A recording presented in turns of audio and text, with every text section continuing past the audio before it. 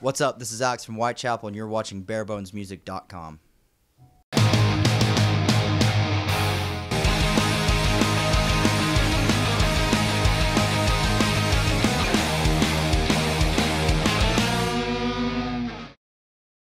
Evil G, barebonesmusic.com. Here with Alex from Whitechapel. Alex, thanks for sitting down with us. Yeah.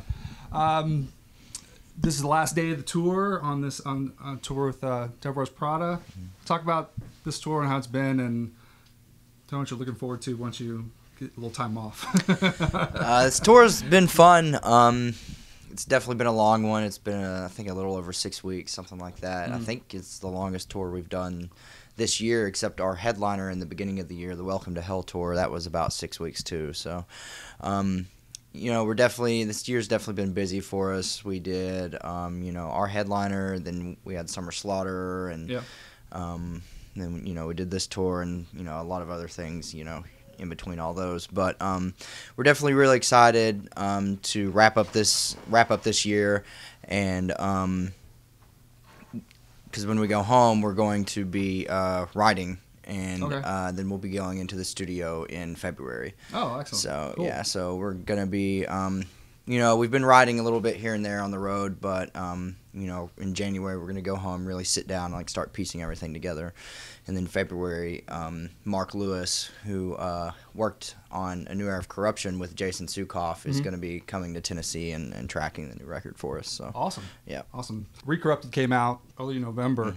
It seems like a lot of bands are putting out EPs to, you know, put out a new song, have some remixes, have some, you know, just some cover material. Did you guys put that album out to kind of bridge that gap? I mean, but A New Era of Corruption came out pretty recently as well in the big scheme of things. Yeah, you know, we felt like everything was not really getting kind of stagnant, but, you know, towards the end of a record cycle, you know, the hype does kind of start to dip a little bit with a band. So we wanted to, you know, pick it back up for, you know, for this tour and going into the next album and stuff like that.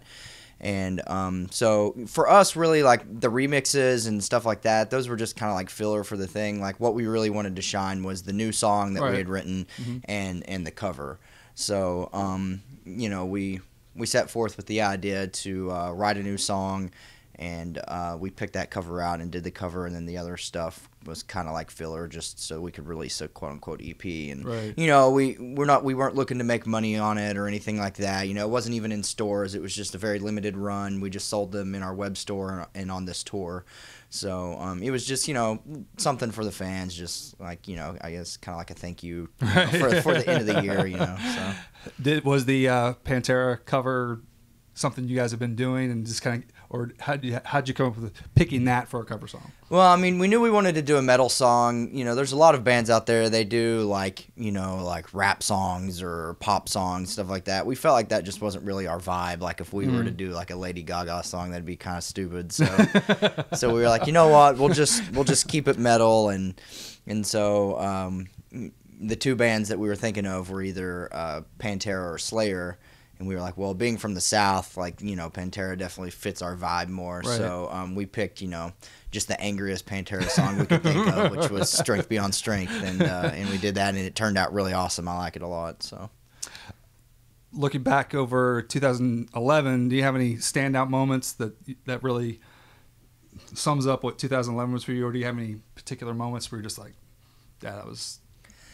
I think, honestly, like, the standout moment for me for this year would be our headliner that was early in February. Like, you know, we've played headlining shows and we've done headlining tours and stuff like that, but I feel like for us, that moment, like, really, I guess, defined who we are as a band business-wise, because it did amazing for us. Like, it was our first A-market headliner, which is, you know, like, bigger cities, you know, more main cities like LA and, you know, Chicago and stuff like that. Right. So, you know, for us to be able to do a headliner and to do really well, it definitely, I guess, made us, you know, realize what we're worth, you know, in this business or whatever. So I think, you know, that was definitely my favorite part of this year.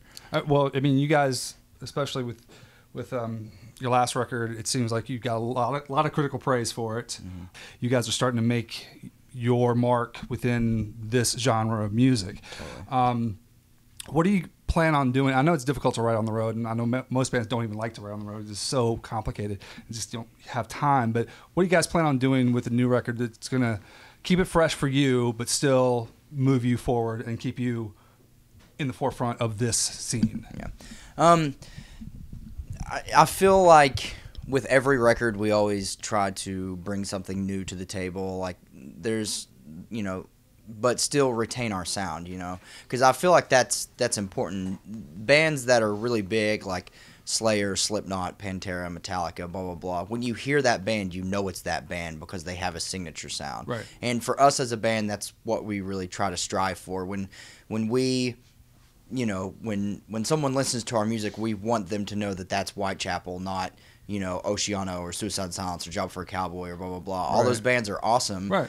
But, we want to have a distinctive sound to set ourselves apart from, all the bands, in the scene. So I think when we're writing, that's one thing that we definitely strive for. And, with the new record, I wouldn't say it's going to be more progressive or anything by any means, but, we put out Section 8 and it got a really good response. And I feel like that song is definitely, it's kind of more in the vein of a new era style, but it's got its own little thing going on too. So I definitely feel like more of what we were doing in that song will be, incorporated into like the newer style of music and stuff like that. So awesome. Yeah. I know you said you're going to go in February in the studio, but do you have any immediate plans for shows after the holidays? We have one show in January. It's just like a fly out date. We're headlining a festival in Dallas. It's like called Winter Jamboree or something like that. So that should be fun. There's a lot of our friends are on it, like Impending Doom, and probably a bunch of bands that I don't even know are on it yet that we know. So it'll be really cool to just just have some time off and then kind of get the itch to play a show and fly out there and play it and stuff. And then we're also going to be going to Winter NAMM this year as well. Excellent. So that's going to be really fun because none of us have been to NAMM and we're all big gearheads. So we're going to go out there and have a lot of fun talking to everybody and stuff. Cool. All right. Well, Alex, I appreciate you taking the time to sit down with us. Whitechapel, New Recorrupted is still out there. Be sure to get it. Recorrupted. It's a nice EP. Section 8's a nice song. So check that out. Good luck with the rest of the tour. Good luck with the album, and looking forward to it coming in 2012. Whitechapel. Check it out.